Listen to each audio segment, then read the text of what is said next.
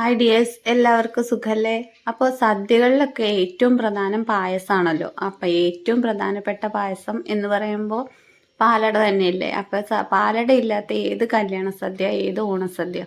അപ്പോൾ നമുക്ക് പാലട പായസത്തിൻ്റെ റെസിപ്പി നോക്കാം. അപ്പോൾ പാലട പായസത്തിനായിട്ട് ഞാനിവിടെ എടുത്തിട്ടുള്ളത് 3 ലിറ്റർ പാലാണ്. 3 പാക്കറ്റ് പാലെടുത്തിട്ടുണ്ട്. പിന്നെ ഞാൻ എടുത്തിട്ടുള്ളത് അടയുടെ പാക്കറ്റാണ്. അത് 250 ഗ്രാം അടയാണ്. അത് മട്ട അടയാണ് എടുത്തിട്ടുള്ളത്. മട്ട പാലട.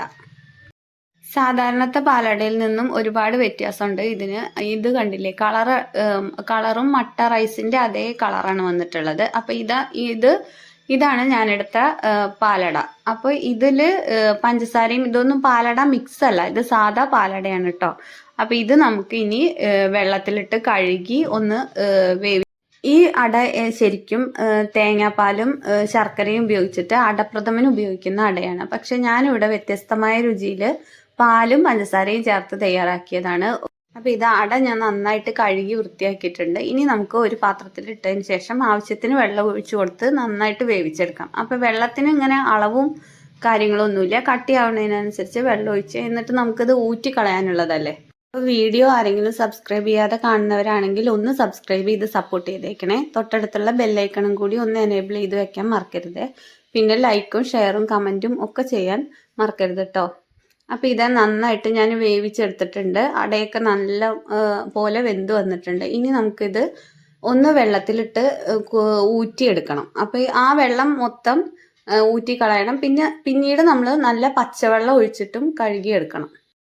അപ്പോൾ നമ്മുടെ അടയൊക്കെ ഇതാ നന്നായി വെന്ത് വന്നിട്ടുണ്ട്. വെന്ത് കഴുകി വൃത്തിയാക്കി ഞാൻ വെച്ചിട്ടുണ്ട്. അപ്പോൾ ഇനി നമുക്ക് പാൽ ഒഴിച്ചു കൊടുക്കാം. അപ്പോൾ ഇത് തിളപ്പിച്ച പാലാണ്. അപ്പോൾ പാല് മുമ്പേ തിളപ്പിച്ചിട്ടില്ലെങ്കിൽ നിങ്ങൾക്ക് ഇതിലിട്ടിട്ട് തന്നെ തിളപ്പിക്കാം. പക്ഷെ ഞാൻ മുമ്പേ തിളപ്പിച്ച് വെച്ചിരുന്നു. അപ്പോൾ തിളപ്പിച്ച പാലിലേക്ക് തന്നെ നമുക്ക് ഈ അട നേരിട്ട് ഇട്ട് കൊടുക്കാം. അപ്പോൾ നമ്മൾ എന്നും ഉണ്ടാക്കുന്ന പാലടയിൽ നിന്നും ഒരു വ്യത്യസ്ത രുചിയായിരിക്കും ഇത്. അപ്പോൾ നമ്മൾ എന്നും പാലട മിക്സും ഇൻസ്റ്റൻറ്റ് പായസ മിക്സും ഒക്കെ വാങ്ങി തയ്യാറാക്കുന്നതിന് പകരം ഇങ്ങനെ ഒന്ന് ഉണ്ടാക്കി കൊടുത്താൽ കുട്ടികൾക്കും അതൊരു വ്യത്യസ്ത രുചിയായിരിക്കും. നമ്മൾ പ്രത്യേകിച്ചും പായസമൊക്കെ തയ്യാറാക്കുമ്പോൾ അടികട്ടിയുള്ള പാത്രം എടുക്കാൻ പ്രത്യേകം ശ്രദ്ധിക്കണം. അപ്പോൾ പ്രത്യേകിച്ചും അടപ്പായസമൊക്കെ ആകുമ്പോൾ വേഗം അടി പിടിക്കാൻ തന്നെ നല്ല സാധ്യതയുണ്ട് കേട്ടോ. അപ്പോൾ അടയൊക്കെ ഇട്ട് കൊടുത്തതിന് ശേഷം ഇതാ നന്നായിട്ട് തിളച്ച് പൊങ്ങി വന്നിട്ടുണ്ട്. അപ്പോൾ തിളയ്ക്കുമ്പോൾ തന്നെ നമുക്ക് പഞ്ചസാര ഇട്ട് കൊടുക്കാം. എന്നിട്ട് വേണം ഇത് നന്നായിട്ട് കുറുക്കി എടുക്കാനായിട്ട്. അപ്പോൾ ഇതാ 1 ബൗള് പഞ്ചസാര ഇട്ട് കൊടുത്തിട്ടുണ്ട് ഞാൻ. അപ്പോൾ ഓരോരുത്തരും എന്നിട്ട് മധുരം നോക്കിയതിന് ശേഷം ഞാൻ ഒരു ബൗളും കൂടി ഇട്ട് കൊടുത്തിട്ടുണ്ട്. അപ്പോൾ മധുരമൊക്കെ ഓരോരുത്തരുടെ ഇഷ്ടത്തിനനുസരിച്ച് കൂട്ടിയും കുറച്ചൊക്കെ ഇടാമല്ലോ. പിന്നീട് ഞാൻ ചേർത്ത് കൊടുത്തിട്ടുള്ളത് മിൽക്ക് മെയ്ഡാണ്. അപ്പോൾ ഈ മിൽക്ക് മെയ്ഡ് ഒരു 4-5 സ്പൂൺ ഉണ്ടായിരുന്നു ആ പാത്രത്തിൽ. അപ്പോൾ അത് മുഴുവനായിട്ട് ഞാൻ ഒഴിച്ചു കൊടുത്തു. ഇനി നമുക്ക് ഇതെല്ലാം ചേർത്തതിന് ശേഷം ഇത് പായസം കുറുകി വരാനായിട്ട് ഒരു 10-20 മിനിറ്റോളം എടുക്കും. എന്നാലേ ഇത് പാലടയുടെ നല്ല കളറായിട്ട് നല്ല കുറുകി വരുള്ളൂ. അപ്പം നമ്മുടെ പാലട പായസം അവിടെ നന്നായിട്ട് റെഡിയായി വന്നിട്ടുണ്ട്. അപ്പം ഇനി നമുക്ക് ലാസ്റ്റ് സ്റ്റെപ്പായിട്ട് ഒരു 2 സ്പൂൺ പഞ്ചസാര കൂടി ഒരു ചീനച്ചട്ടിയിലേക്ക് ഇട്ട് കൊടുത്ത് ഒന്ന് കാരമലൈസ് ചെയ്ത് ആ പായസത്തിലേക്ക് നമുക്കൊന്ന് ഒഴിച്ചു കൊടുക്കണം. 2 സ്പൂൺ പഞ്ചസാരയാണ് കേട്ടോ ഞാനിവിടെ എടുത്തിട്ടുള്ളത്. അതിനനുസരിച്ച് നിങ്ങൾ പായസത്തിൽ മധുരം ഇടുമ്പോൾ ശ്രദ്ധിക്കണം. 2 സ്പൂൺ പഞ്ചസാരയും കൂടി നമ്മൾ ഒഴിച്ചു കൊടുക്കുന്നുണ്ടല്ലോ. അപ്പോൾ ആ മധുരവും പായസത്തിൽ ചേരാൻ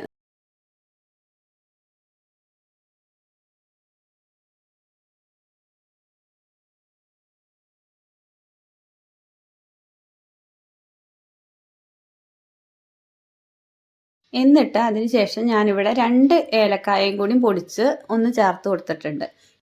ഇനി നമുക്ക് ഒരു പാൻ ചൂടാക്കിയതിന് ശേഷം 1 സ്പൂൺ നെയ്യ് ഇട്ട് കൊടുക്കാം. എന്നിട്ട് അതിലേക്ക് കുറച്ച് അണ്ടിപ്പരിപ്പും മുന്തിരിയും കൂടെ ഒന്ന് ബ്രൗൺ നിറമാകുന്നത് വരെ വഴറ്റി കൊടുത്തതിന് ശേഷം പായസത്തിലേക്ക് ചേർത്ത് കൊടുക്കാം. ഇത് ലാസ്റ്റ് സ്റ്റെപ്പാണ്. അപ്പം നമ്മുടെ സ്വാദിഷ്ടമായ പാലട ഇവിടെ റെഡിയായി കഴിഞ്ഞു. അപ്പോൾ എല്ലാവരും ഉണ്ടാക്കി നോക്കി അഭിപ്രായം പറയണേ. അപ്പോൾ ഈ ഓണത്തിന് ഈ പാലട റെസിപ്പി തന്നെ ആവട്ടെ. അപ്പോൾ ഈ പാലട റെസിപ്പി കൂടാതെ ഞാൻ 7 വിഭവങ്ങൾ വേറെയും ഇട്ടിട്ടുണ്ട്. ഒന്ന് കയറി കണ്ടു നോക്കണേ. അപ്പോൾ ഈ ഓണം സ്പെഷ്യൽ പാലട റെസിപ്പി എല്ലാവർക്കും ഇഷ്ടപ്പെട്ടു എന്ന് വിശ്വസിക്കുന്നു. വീഡിയോ ഇഷ്ടപ്പെട്ടാൽ ലൈക്കും ഷെയറും കമൻറ്റും സബ്സ്ക്രൈബും ചെയ്ത് ഒന്ന് സപ്പോർട്ട് ചെയ്തേക്കണേ. അപ്പോൾ മറ്റൊരു റെസിപ്പിയുമായി കാണാം നമുക്ക്. Thank you. അപ്പോൾ എല്ലാവർക്കും എൻ്റെ ഹൃദയം നിറഞ്ഞ ഓണാശംസകൾ.